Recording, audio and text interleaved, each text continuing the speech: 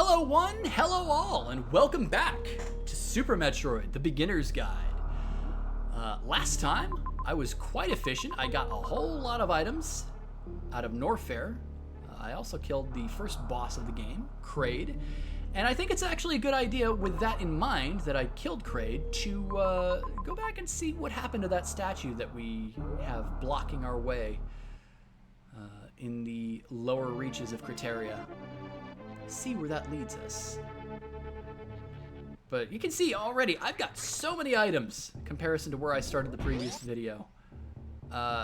50 missiles already, which is a very large amount, all things considered. Only 5 super missiles still, but I will be changing that over the course of this particular video. I know for a fact that I'm at least going to find one, as well as another special item that we've not seen before. So,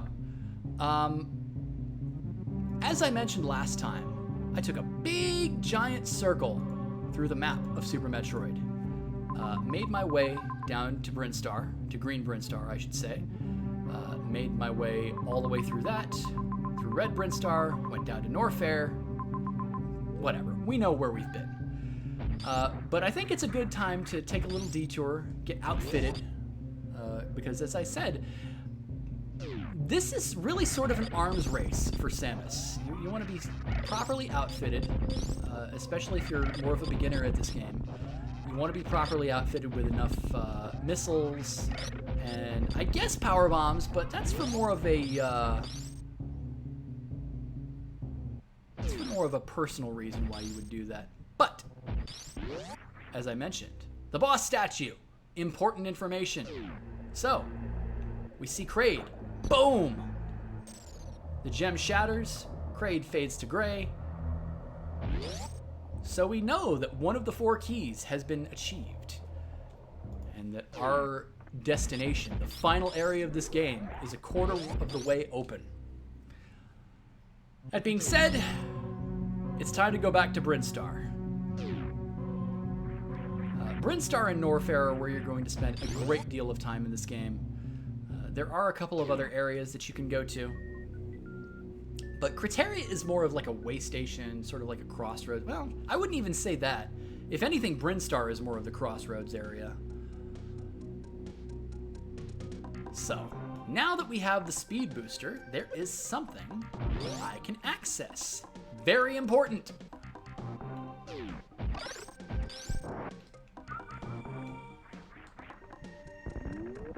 Make my way through the gates faster than the doors could close.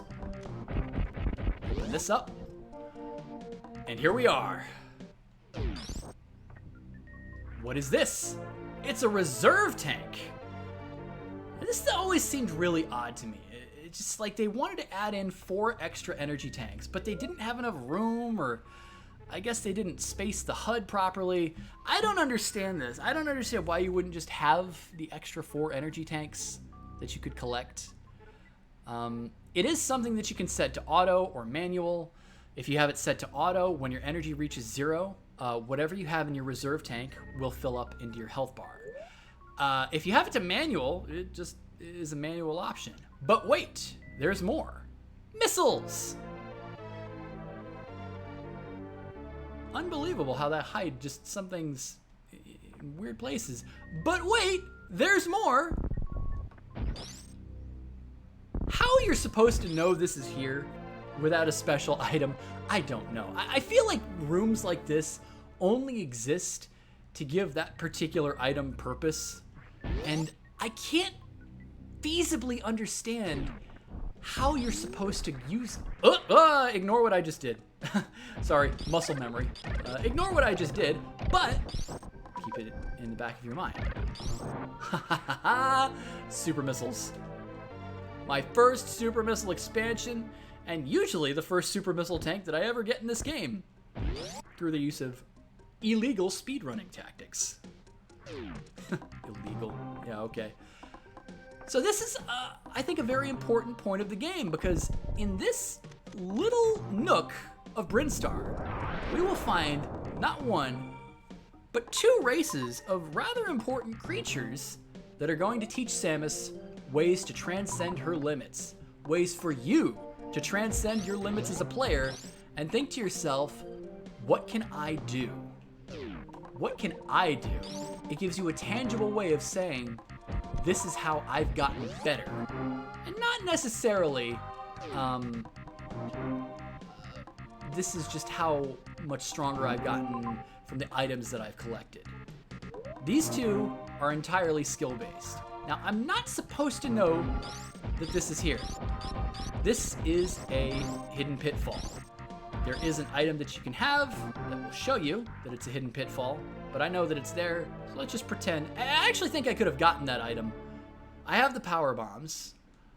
I guess I would have had to have gone back down that shaft in Red Brinstar and found it, but more super missiles. More super missiles! Oh, I love it. So again, this is when you start really outfitting yourself offensively. It's so good. So, a save room, not really that important to use right now, but what we're about to find is something that's going to help me a whole lot. Kind of a treacherous little room here, especially if you have the high jump boots. It's really easy to overshoot your jumps. Yeah, you just really want to super lightly tap that. Because it's not like a Mario game where you can burst out into a run and sort of run over blocks when they're one block and then one gap, one block, one gap. I know you can do that in Mario. You cannot do that here.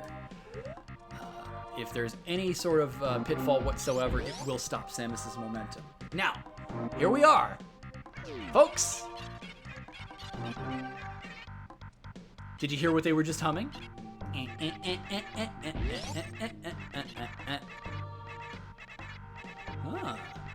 That's the item acquired jingle, but what does it mean? They didn't give me an item. These are the Eticoons.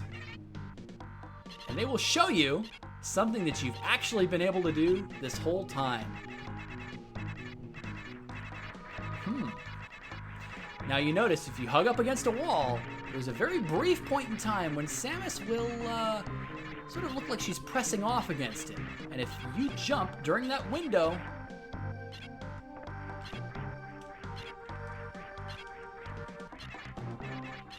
you will execute a wall jump. And there is, like, if you want to be a little bit lazy here, there is a way out.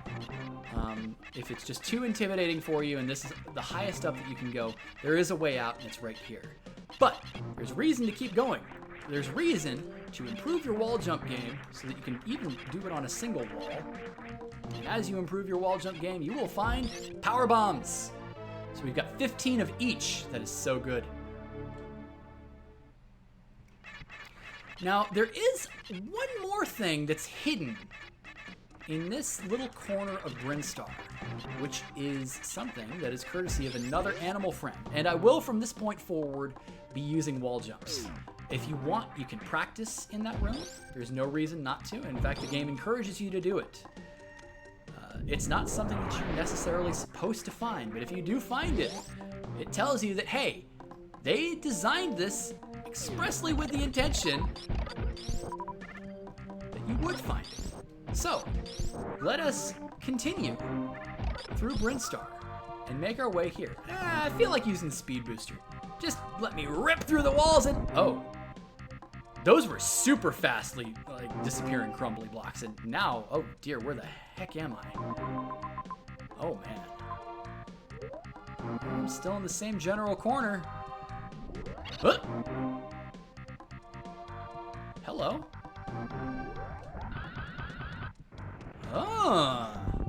What did you do? This is the Decora. And you notice it's actually got a little egg. What are you doing? You crouch and then you jump. So, now I'm flashing in the same way the Decora was. So we've got an energy recharge station here, and this is very important because the move that it just taught us is a move that is going to drain your energy at an alarming rate. This is the Shine Spark. and I just helped it escape. That's a fun little thing. Oh, that's funny. I actually did that my first try. That's rather hilarious. Now, you noticed that there was an egg down there. That might be born into a little baby Decora. Sooner than you might think. So thanks to these animal buddies, Edicoons and the Decora, you now have access, or you now have the knowledge as a player of what you can do as Samus that was not immediately obvious. And that is so good. The fact that they hid these things from you as the player, like, oh, I love it. And the game was designed with this stuff in mind. It's not like these are like speedrunning glitches. Now, there are things that you can do with shine sparking and wall jumping that I'm sure the game did not intend for you to do. But it doesn't really matter too much because I can't get through this. This is a gate, and there is actually a glitch that you can use. But I'm not even supposed to be doing this. They did not design this game specifically with too many items being only reachable with a wall jump. It's more of an advanced tactic. You got to get your timing down for it, and there are rooms that you can practice, and I think this is a really good one.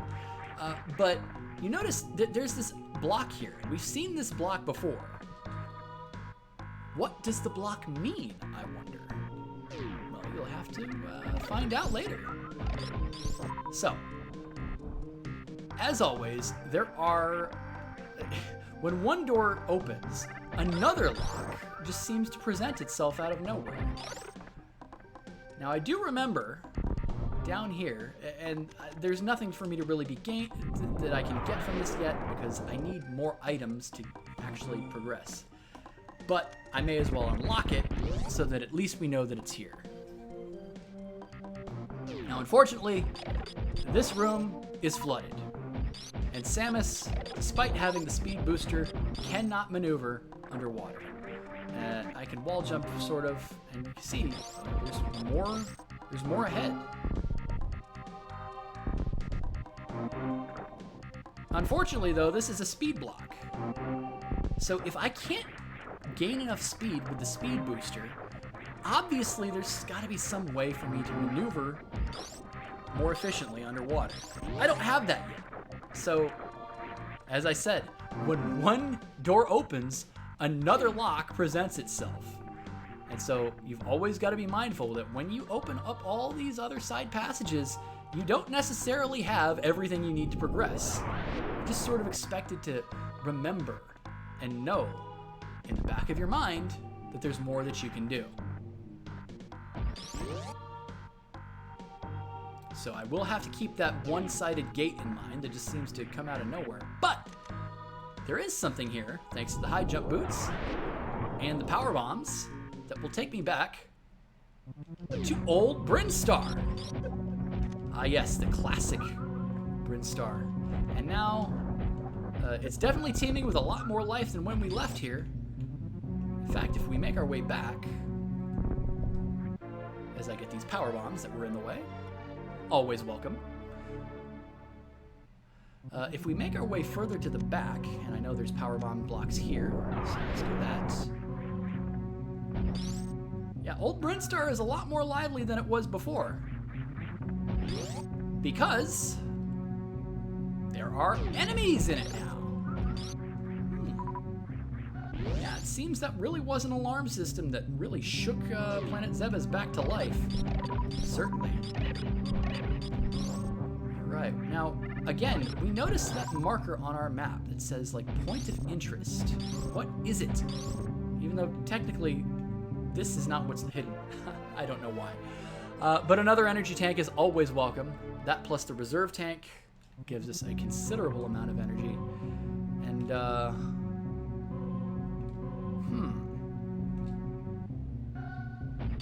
I wonder.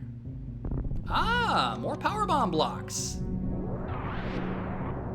What was the point of that?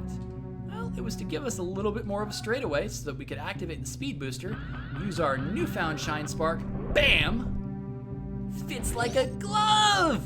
And unfortunately, water, again, water everywhere, and all of it is blue, and then there's spikes that just seem to be in my way. So, again, where one door opens, another lock presents itself. That's okay, though. I know this game like the back of my hand. I just want to show these areas off and say, hey, this is where you can go, but the reward is not yet available. Always something to keep in mind. God, I love Super Metroid so much. But it's probably a good idea to make our way back. Actually, there is something that I could do here. There's actually two things that I could do here, although I don't think I want to do the second thing. But the first thing, I don't have a problem doing. I'm doing a lot of things with hidden walls and blocks that you aren't necessarily supposed to know are there. How would you know that they're there? Well, there's an item that I'm about to get in the not too distant future, which is going to show these things, but you actually only need bombs. You don't even need power bombs. Or do you? No, you don't. More missiles! So if you were to backtrack here, after you get the bombs from the Teresa statue, there would be some missiles waiting for you. You have to know that they're there. And the only way that you would really know that they're there is A, by reading a guide, B, watching a guide like this video, or a special item that's sort of like a cheat sheet that says, hey, is there anything in this room that I should be aware of? And I'm on my way to get that item, right? Actually, no, I'm not. Because there's more that I need to actually get there. Ugh. Again, when one door opens. But that's okay. Since I know the items are there, and they're actually possible to get, I feel no quandary whatsoever about actually getting the items. Because at least I know that they're there. I really should get in the habit of when I encounter a locked gray door like that, you want to destroy all the enemies in the room because all you ever have to do is open it once. And I can come back in here and you'll see that even though the side hoppers respawn, the door lock does not. It's blue again. So when you open up enemy doors like that, you really do want to get into the habit of opening them once so that if for whatever reason you have to come back to the room, it's there. Oh, well, that's interesting. That certainly looks suspicious. And sure enough, with the high jump boots and the morph ball, more missiles.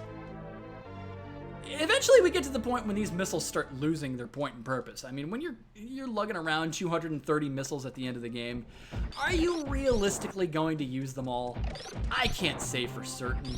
Maybe you just love having your missiles selected all the time. I greatly prefer Samus's arm cannon and just the beam. I guess technically the missiles qualify as part of the arm cannon's arsenal, but I love the beams. You know, they're infinite. It's not like you have beam ammo. It's not like there's ever a game in this series that's going to introduce the very weird concept of beam ammo.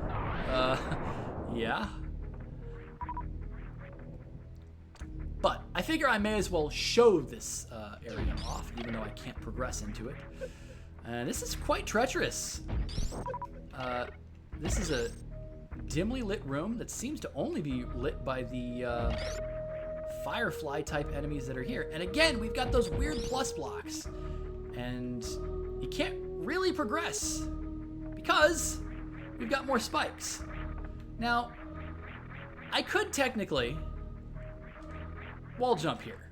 Now, unfortunately, that has some problems in it on its own right because enemies aren't always in a convenient place for you to freeze. In fact, sometimes when you see them, especially if you're trying to wall jump and have no real platform to park at, they're in very inconvenient spots.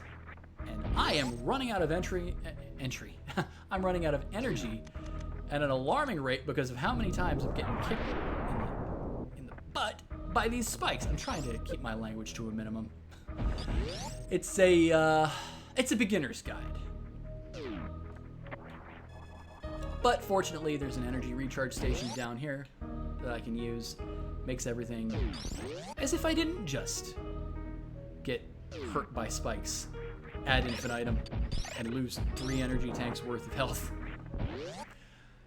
But we have gained a lot over the course of our little adventure foray through Brinstar. We got a lot of power bombs. Well, not too many, but we got enough. We got some super missiles. We got more missiles. We got some energy tanks, a reserve tank, and now it's time to continue back down in Norfair and see what we can do with our newfound items. So thanks to the power bombs, we do remember, hey, if you remember where I went to get to the ice beam, there was that speed booster block that opened up, but it was hidden away. Tucked underneath it are these power bomb blocks. And I really like the fact that the power bomb blocks, you don't even have to light them up by bombing them. They're visible as power bomb blocks from the start. So it's very nice. You come down here. Again, this is one of those routes that I very rarely take. It is required. There is one item that's tucked away here. But this is an otherwise side area that's really hard to justify reaching.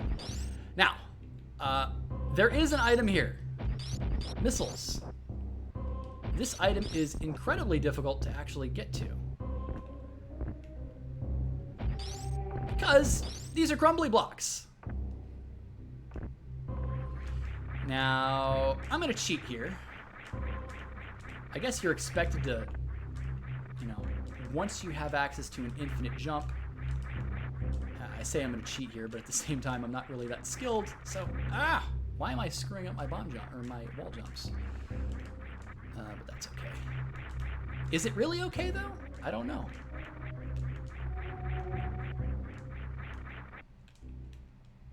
And every now and then, I'll go into a morph ball and totally screw everything up.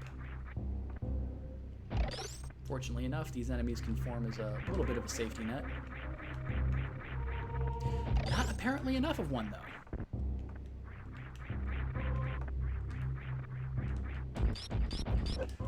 Now, you can sort of stop these enemies from falling if you freeze them. But again, you know what? This is so treacherous that I'm not going to bother with this. The point is, there's missiles there, and it's very difficult to actually reach them without a certain item that just makes everything so much easier. So, where are we? We just went through a lot. And got more superheated rooms. If we look at the map, we're actually sort of approaching the underbelly of Bubble Mountain. And hey, we got another energy recharge station.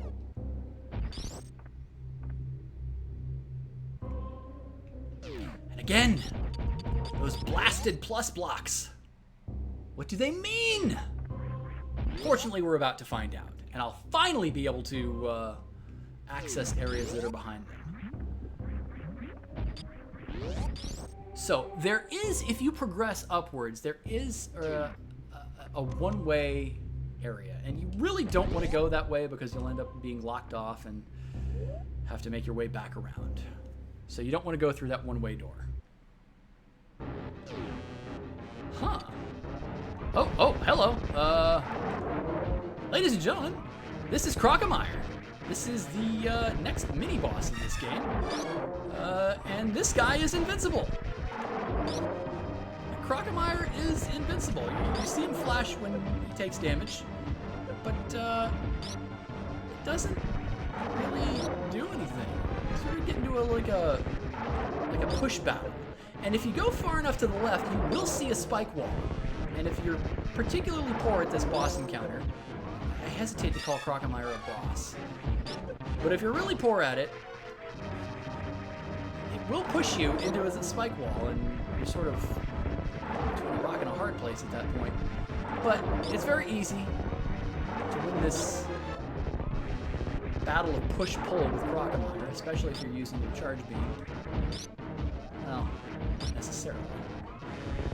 And now we get to one of the most iconic death scenes in video game history. And this is gruesome. I am amazed that Nintendo let this happen. Like, this is amazing. That is dark. I mean, there's nowhere else to go. There's just the spike wall here, and oh dear. Is it possible?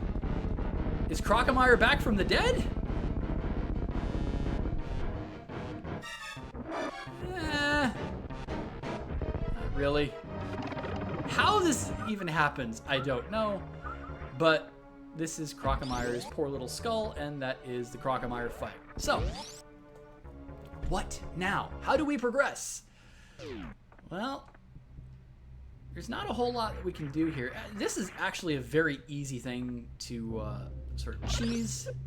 If you freeze this enemy with a high jump, if you get a slight running jump while you're on top of the enemy, I think.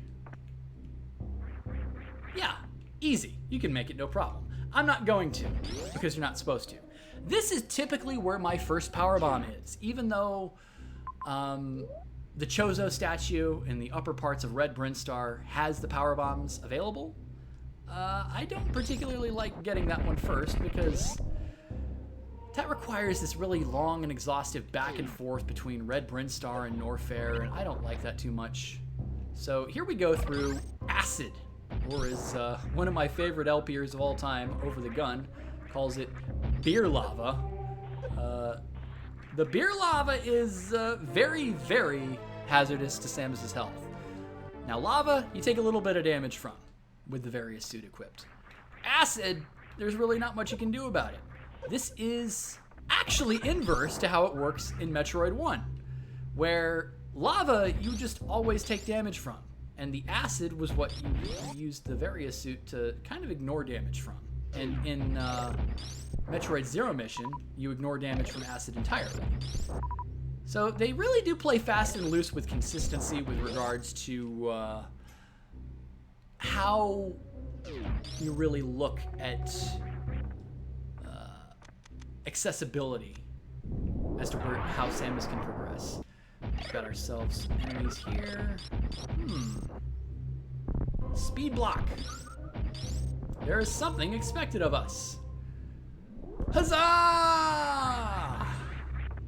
Now, this leads us to the ever-important grappling beam. There is something that you could do here with this grappling beam. As it's the first time you have access to it, you can go back and you can see, hey, there's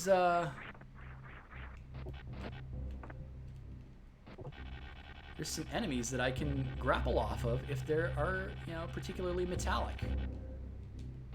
I hate this route. I do not like this. And since we learned how to Shine Spark, there is a much easier way of getting what's on the other side of this grappling puzzle. I hesitate to call it a puzzle. It's more of a grappling nuisance. One of the things that I love so much about Super Metroid is that there are multiple solutions to so many problems. We're about to see it in action right here. So, we charge up our speed boost, bam, Shine Spark up, and miss my target entirely. You can kind of see what you're supposed to do there, though. You're supposed to use the grappling beam and get across that way. It is so finicky. I hate using that method, and so I don't. Rather, I just like using the Shine Spark because I know that it's there. If you don't know that it's there and you want to use the grapple puzzle, hey, look at all that stuff that you have to go through.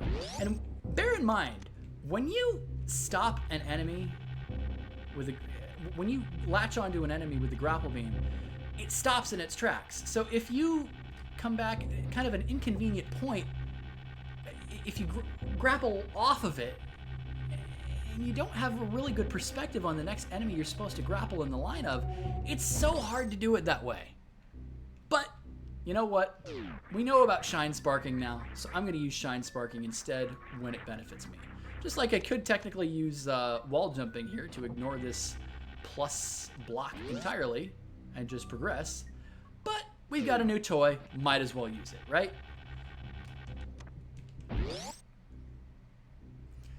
So we've got some flooded rooms, which would be a little bit of an inconvenience if I were to get caught in. The high jump boots are not high enough to get far enough, but that's okay. Because I've got the grappling beam to make it easier for me. Stationary blocks, I like grappling. It's not a problem. It's quite easy. And also of note is the grapple beam has some really cool offensive potential that I didn't know about at all. It one-shots most enemies. If your beam can kill them, the grappling beam can usually kill them. And it also reels in pickups like a tractor beam. I did not really know about this until relatively recently, that you could just spam it and use it as a way to farm enemy pickups, especially from those holes that spawn enemies infinitely. So it's a really convenient way if you just want to stop paying attention, just mash your button and reload on everything that you need. So now that we have the grapple beam, or the grappling beam, they did kind of mess around with the names before they went with the more series standard of morph ball rather than morphing ball, the grapple beam instead of the grappling beam. Localization was a bit of a tricky subject for Nintendo in these days, but that's okay. Power bombs. Again, these are usually the first power bombs that I get in my playthroughs, because there are ways around using that route to get to Crocomire. And so here we are. We got ourselves a save station. I'm going to call the episode here. Guys, if you enjoyed this, please hit the like button. If you aren't subscribed already, please do so. And I will see you all next time. Now that we have the grappling beam, we have a way to get a number of other items, including getting to the next area of the game. So I hope you'll enjoy the next episode. I hope you'll join me for the next episode. And until then, have a good one. Take care.